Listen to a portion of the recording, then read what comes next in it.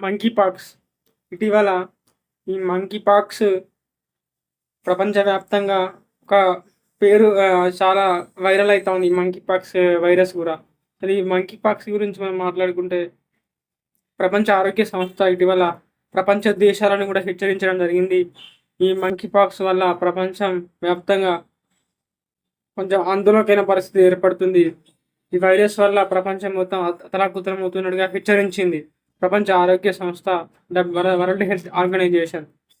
అంటే ఇటీవల మనకు పాకిస్తాన్‌లో గూడా 4 కేసులు నమోదైనయి. అవి క్రమంగా భారతదేశంలో గూడా వచ్చే అవకాశం ఉన్నట్టుగా వార్తలొస్తా ఉన్నాయి.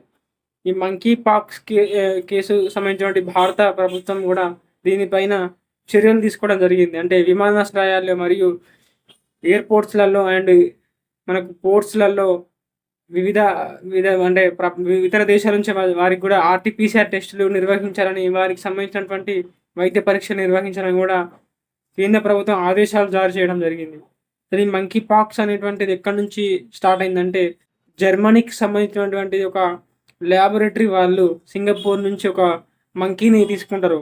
అక్కడ జర్మనీ వాళ్ళు ఇది మంకీ నుంచి ఒక కొత్త వైరస్‌ని వాళ్ళు తీసుకోవడం జరిగింది. అంటే కనిపెట్టడం జరిగింది. అదే మంకీ పాక్స్‌గా దీనికి పేరు పెట్టారు.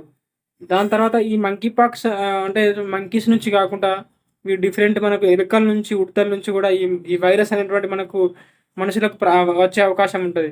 అయితే ఈ వైరస్ లక్షణాలు మనం మాట్లాడుకుంటే ఎలా ఉంటాయంటే, మనకు చికెన్ పాక్స్ అంటే ఒళ్ళంతా దద్దులు రావడం, అండాలమ్మ అంటాం కదా! మనం తెలుగు భాషలో మాట్లాడుకుంటే చికెన్ పాక్స్, అండాలమ్మ అంటే ఒళ్ళంతా దద్దులు రావడం, పుండులాగా అయిపోవడం, నీరసించిపోవడం, ఇవన్నీ కూడా మనకి మంకీ పాక్స్ కేసులో కనిపిస్తా ఉంటాయి. అయితే ఈ భారతదేశంలో ఇటీవల 2022 నుంచి 2024 వరకు కూడా ఈ మంకీ పాక్స్ కేసులు అనేటువంటివి 30 కేసుల వరకు నమోదయ్యాయి. భారతదేశం కూడా ఈ మంకీ పాక్స్ పైన కూడా ఒక దృష్టి పెట్టాల్సిన అవసరం ఉంది. కేంద్ర ప్రభుత్వం కూడా ఈ మంకీ పాక్స్ కేసును ముందే కనిపెట్టి భారతదేశంలో ప్రవేశించకుండా తగిన జాగ్రత్తలు తీసుకుంటే మన ప్రజలకు కూడా మనం ఎంతో కాపాడిన వాళ్ళం అవుతాం. అయితే ఈ మంకీ పాక్స్ కేసులు బ్రిటన్, అలాగే కాంగోడియా, తర్వాత వివిధ దేశాల్లో కూడా ఇవి ఎక్కువగా నమోదవుతా ఉన్నాయి కేసులు.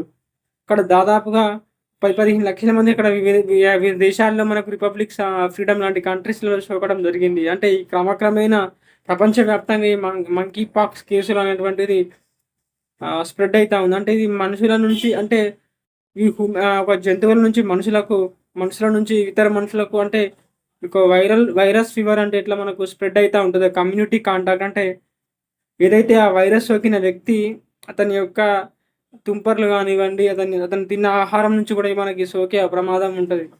కాబట్టి ఏ రాష్ట్ర ప్రభుత్వాలు కూడా వీటిపైన దృష్టి పెట్టి తగిన జాగ్రత్తలు తీసుకుంటే ప్రజలకు కూడా మంచి చేసిన అవకాశం ఉంటది.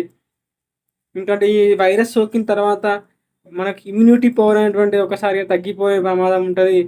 అంటే రోగనిరోధక శక్తి తగ్గిపోయి ఈ ఇలాంటి కేసెస్ మళ్ళీ అటాక్ అవ్వడం ద్వారా మళ్ళీ దానికి వ్యాక్సిన్ కనిపెట్టడం కూడా వ్యాక్సిన్ చాలా టైం పడుతుంది. కాబట్టి ప్రజలు కూడా దీనిపైన అప్రమత్తం ఉండాల్సిన అవసరం ఉంది. ఇలాంటి జాగ్రత్తలు తీసుకుంటే ఈ మంకీ పాక్స్ కేసుని మనం సాల్వ్ చేసుకోవడం కూడా మనం చూసుకోవాల్సిన అవసరం ఉంది.